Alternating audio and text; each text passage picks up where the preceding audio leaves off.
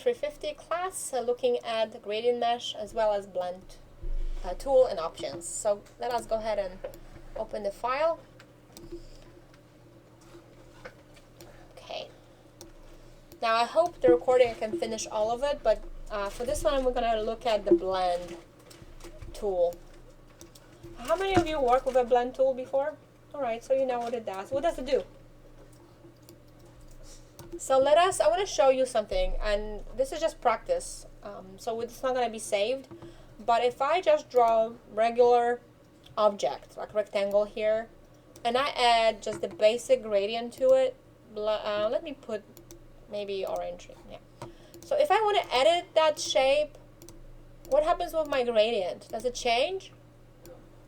My gradient doesn't change, it's just always that way, right? Unless I move my tool but it's not going to conform with my shape.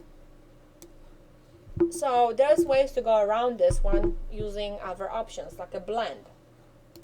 Now blend has been definitely, I will delete this, the blend tool or the blend option has been definitely underused and it hasn't been given as much due as it deserves, and can do pretty cool things.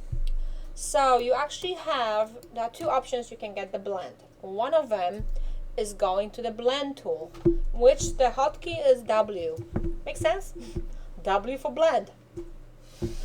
Yeah, exactly. So maybe it's in Polish, I don't know. So let us go ahead, what I want you to just try now, I want you to select the blend tool. You can do this one, it won't take too long. And without doing anything else, I just want you to click on the star and the background behind it, okay? So star and the back. So it did kind of thing like this. And I'm like, okay, that's nice. It blended our color, but one thing, and actually if you select it back with your selection tool, notice it became one, kind of like one group shape. So before they were just two, now it's one. Now it doesn't really give you much options. And so you really don't want to do the blend unless you specify some options, right? So what we're going to do now is favorite thing I like to do called undo. So if you didn't do it, you'll be okay. Undo. Now to get the options, there are two ways to access the blend. One is, like I mentioned before, going to the blend tool. Another one is going under object and selecting blend. You need to make sure the objects are specified. Now, let's just go ahead to the tool and double click on it. Okay, once you double click on the tool, you should have the blend options. So the smooth color obviously just did a really smooth transition for us of gradient. Then you also have the specified steps. What is your default? 10? 8? Okay, whatever your default is. So this is just the steps from one object to another one, how it's going to transition. And then the last one is the distance. So you can even specify how many points distance. And you have the orientation, align to page or align to path. Now, I'm just going to close this option because I want you to remember that you can access the same things another way. So with that, I'm just going to select those two, my star and my background. And in case you forget about the blend tool, you can go under object, blend.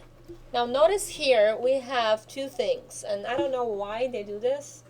That you have, before you actually want to make a blend, you want to put blend options. And it's the same for CC. The newest version, it doesn't change. You go blend options, same thing, right? But guess what? No matter how you access it, even if you change it. So let us go ahead and access that. So whichever way, go up under object, blend, and then we will specify steps. Okay, let us put 30 steps. Go ahead and put 30 steps. Now notice the preview is not available, and do OK. Anything happens, it doesn't, because you have to do make. So you can do now, go to object, and no matter which way you do it, you still have to do make, blend and make. I'm gonna blend it now. It's pretty smooth because we did a lot of steps. How's yours coming up? Good? Now, it is not something that remains live, so you have to undo if you mess up. Now, same thing happens, so if you did it, go make. If not, you have to use your tool. So whichever way you access this, steps 30, do OK, you still have to select the tool. There's no easy way around it. So go ahead, create your blend with having both of them selected. Now what I want you to do is let us go inside the group. So if you haven't done it, you need to click on select our selection tool, and we will go inside this group. So double click until you activate it. So you can see on the side it says I'm in the blend mode. Right on top left it says blend mode. Click on the star, and what I want you to do is first let's apply a stroke color to it and make it darker.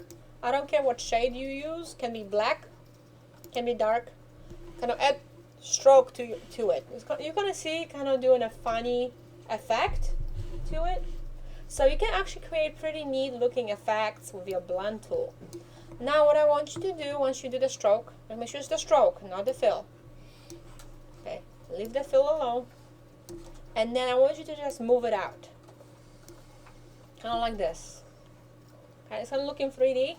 So what it's doing, the blend is blending not only our color, it's blending one shape into the other one. So because our star is on top, it's blending, kind of creating a transition between the star and the square. So if you move in the bottom, it's going to be a little bit different, right? See? So at this point, we can stop. Now go back out of your mode. Just double click twice on the arrow on the side. So you can go back. And go ahead and save your document. Hopefully you renamed it. Just Command S. Now I have drawn some.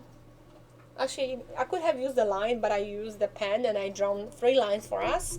I want to show you how the blend behaves and kind of things you can do with it. I think the book and the example I gave you online is a little bit different, so I thought this would be kind of cool. So if I select, well, you don't even have to select it. What I want you to do first is I want you to go to your blend tool and double click on it. And what we're going to do, we will change the spacing to smooth color. So just select the first option. Right? So it's going to go kind of smooth. So you can see how the gradient will behave here. And then just click OK. And then you if you want to select them all, or you can just use the blend and click one at a time. Just click on all 3 until you have a nice blend happening. Okay, so you notice now there's a gradient, but what happens if I edit my gradient? So what I want you to do next is select the selection tool, direct selection tool, which is A, is the hotkey, and select the point and move it. Notice how my gradient is kind of changing with it. You see that? Right. If I move it this way, notice what happens. So kind of what I want you to do with this point, just pass it on the other color. See what I did? Just moved it. Now we will, and this is how you want it, this different way to do this. Once I move that point, I want you to create different anchor points and create some smooth lines and kind of fold it a little bit. Okay, it doesn't matter how you do it. I'm going to show you one way and you can do another one. So now what we're going to do, I'm actually going to convert this to a smooth point. Just go under my pen tool, then convert anchor point, click on it, drag it out. So what I want you to do is create several points to your design, and you can manipulate them. You can make smooth, straight points. I just want you to have fun with this blend, okay? So go ahead and manipulate your blend. Kind of fold. I just want you to do a little bit of fold. Doesn't matter how it goes as long as you play with the pen tool. Because I want you to see how the gradient behaves. And this is probably going to help you when you want to blend things with gradient, right? So I'm just converting different points. As long as you have a little accordion happening, fold, I'm happy. I'm meeting the requirements. So I'm just going to play with that a little bit more. Doesn't have to be perfect, as long as you can see the transition of the color. Oh. Sometimes you have to click twice on the point. It's very picky. I would suggest you select the point first and then convert it.